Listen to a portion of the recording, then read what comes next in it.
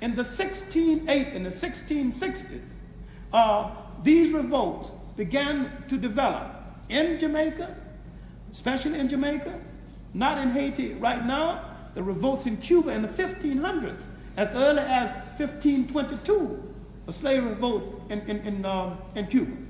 Now, what you need to understand about the blacks in the New World and the relationship of these blacks to the rest of the history of the New World, that there were continuous revolts.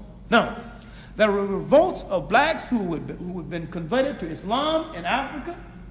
There are revolts of African traditional kings whose authority extended to their presence in the New World. And it was nip and tuck, and they could barely make it. One of the little known revolts, and I think properly assessed may turn out to be one of the better ones, is the Babis revolt in Guyana, led by a man named Cuffy. And this revolt would come after the famous Maroon revolt in Jamaica, led by a man named Kojo. Both of these are Ghanaian names. Toussaint Louverture came from a place in Ghana called Kamete. Is it accidental that the most successful revolts in the New World were led by slaves from Ghana? Now, look at Ghana today, and look at Ghana at the period of the slave trade. Their cultural continuity was more or less intact in Ghana when they were taken.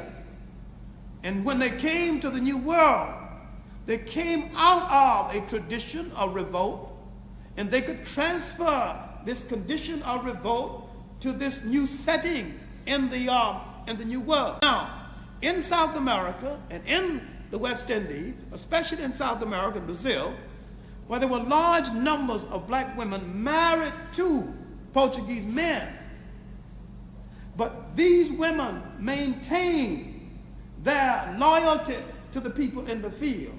Now, why is it that in the West Indies and in South America, nearly every slave revolt was engineered by house servants, and nearly every slave revolt in the United States was betrayed by house servants? Now, if you got your West Indian nationalism or your negative Afro-American feeling up, you have immediately arrived at the wrong conclusion. Both of us were victims of a historical experience over which we had no control. Fortunately for the West Indies, they didn't break him up enough to destroy his loyalty system.